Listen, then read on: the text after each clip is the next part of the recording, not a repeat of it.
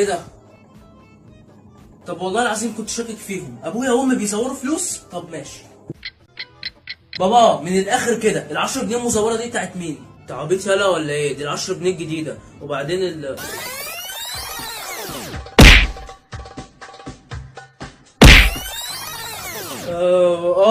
بتاعت امك اللي بتزور الفلوس دي. وعارف انت لو بصيت تحت السرير جوه هتلاقي ايه؟ هلاقي ايه يعني؟ هتلاقي وز وبط ميتين، امك بتجيبهم من تحت وتبيعهم للناس. يا نهار اسود، بقى امي بتعمل كل ده؟ اه والله العظيم امك بتاكل الناس وز فطيس.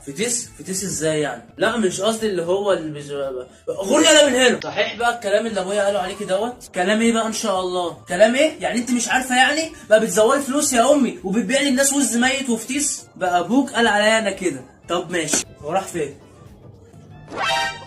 لا والله ما شفتكش انا بقى كده.